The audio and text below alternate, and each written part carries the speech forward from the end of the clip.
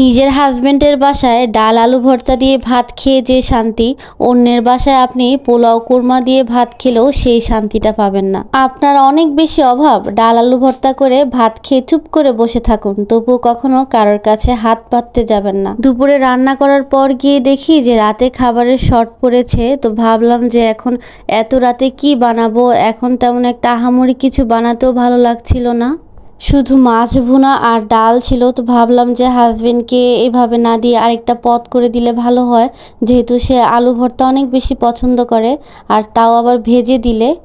আমাদের বাসায় এভাবেই আলু ভর্তাটা খাওয়া হয়। আলু ভর্তাটা আমি আগে পেঁয়াজ মরিচ কেটে হাতে মেখে তারপরে তেলে খুব ভালোভাবে ভাজা ভাজা করি।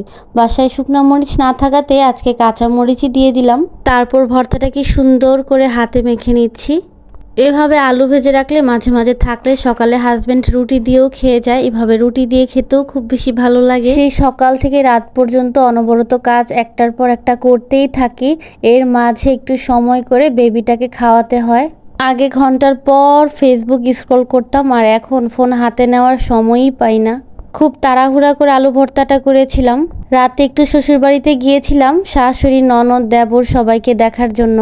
আসতে একটু লেট হয়ে গিয়েছে, তাই তাড়াহুড়া করে ভাত দিচ্ছিলাম। একটু পর হাজবেন্ড ঘুমিয়েও যাবে।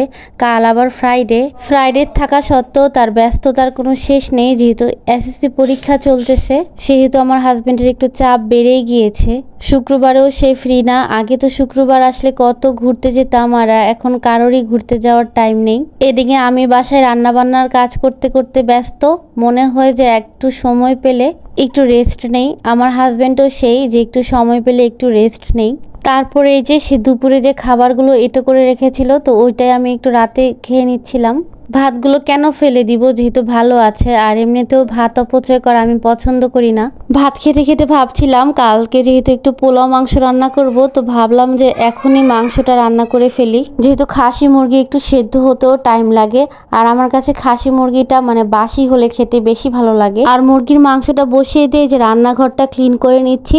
আমার কাছে রান্নাঘরটা একটু যদি এলোমেলো থাকে বা একটু যদি ময়লা পায়ে পড়ে, তাহলেই কেন জানি আমার অনেক অস্বস্তি বোধ হয়। যেহেতু দিনের একটা বেশিরভাগ সময়ই রান্নাঘরে কাটিয়ে দিতে হয় মেয়েদের, তাই রান্নাঘর যদি ক্লিন না থাকে তাহলে কোনো কাজেই কিন্তু মন বসে না। তারপরে এই যে শুক্রবারে সকালে নাস্তা বানিয়ে খেয়ে তারপর আসলাম পোলাও রান্না করতে। ফার্স্ট টাইম আমি পোলাও রান্না করতেছি। পোলাও রান্না করা যে এত সহজ আগে জানতামই না। তারপর একটু ডিম ভুনা করে নিচ্ছিলাম। তো শুক্রবার যেহেতু কোথাও যায়নি, তো হাজব্যান্ড একটা ভুট্টা নিয়ে এসেছিল, তো ভাবতেছি যে এটা আবার কিভাবে করে। তো সে বলতেছে যে এভাবে পুড়িয়ে খায়। তো আমি বললাম তাকে যে সেই যেন এটা করে, কারণ আমি আগে কখনো করিনি। তো আজকে এ পর্যন্তই, সবাই ভালো থাকবেন।